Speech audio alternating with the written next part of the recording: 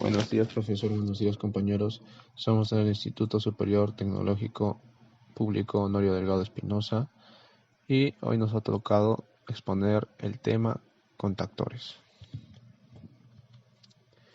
¿Qué es un contactor? Es un componente eléctrico con la capacidad de cortar la corriente eléctrica de una instalación con la posibilidad de ser accionado a distancia con un voltaje muy bajo. Una de sus ventajas es que puedes activar una carga de potencia de alto voltaje con una pequeña señal de control. Podríamos decir que son elementos conductores que tienen por objetivo establecer o interrumpir el paso de corriente. Su funcionamiento: cuando a la bobina se le aplica el voltaje a través de un transformador reductor bajo voltaje alterno, se crea un campo magnético que atrae la armadura, cerrando los contactos, y así permite el paso de corriente al motor haciéndolo girar. La corriente pasa por L1, L2, que son los contactos principales por donde se alimenta, y a T1, T2, T3, que son los que van directo al motor. Estos dispositivos se utilizan especialmente para controlar el arranque y pare de motores en la industria, conectar y desconectar sistemas de iluminación en la industria, el comercio y grandes edificios. ¿Qué partes tiene un contactor? Bueno, sus partes principales son el encapsulado o carcasa, que está hecho especialmente para evitar el contacto de las personas con los componentes que transportan la corriente. Algunos contactores también usan protección adicional para proteger al dispositivo del clima, el polvo, la explosión, el aceite, etc. Los contactos son los encargados de hacer reducir la corriente que pasa a la carga. Hay contactos principales y contactos auxiliares. Una de sus partes también importantes es el núcleo, que es una parte metálica de material ferromagnético, generalmente en forma de E, que va fijo en la carcasa. El resorte, que es un muelle encargado de devolver los contactos a su posición de reposo una vez que cesa el campo magnético de las bobinas. Y por último, la bobina, que es la parte encargada de mover los contactos y se activa cuando se aplica el voltaje adecuado en sus terminales. Tipos de contactores. Por su construcción, contactores electromagnéticos se accionan a través de un electroimán.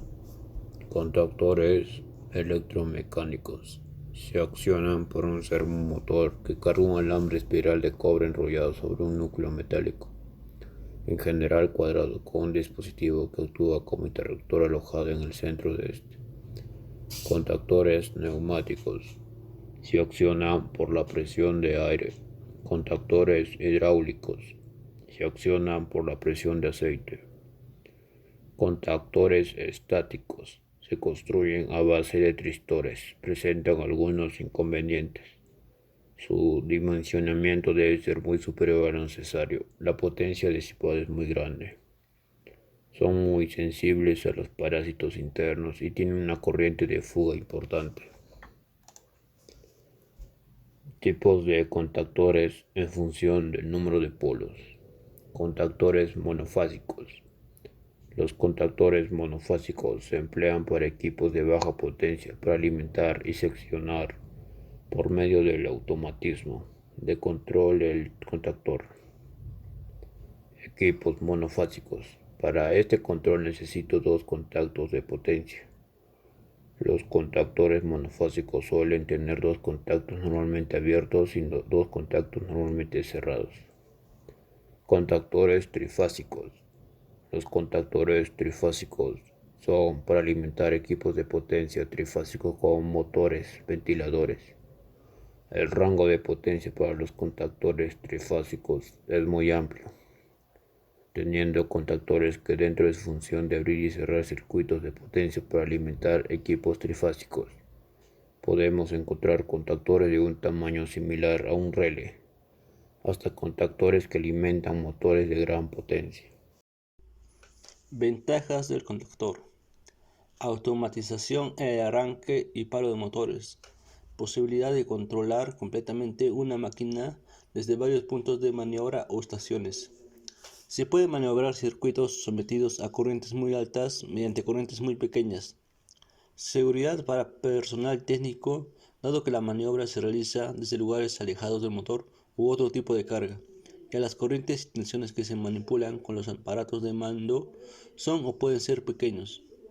Control y automatización de equipos y máquinas con procesos complejos con la ayuda de aparatos auxiliares como interruptores de posición, detectores inductivos y un ahorro de tiempo a la hora de realizar algunas maniobras.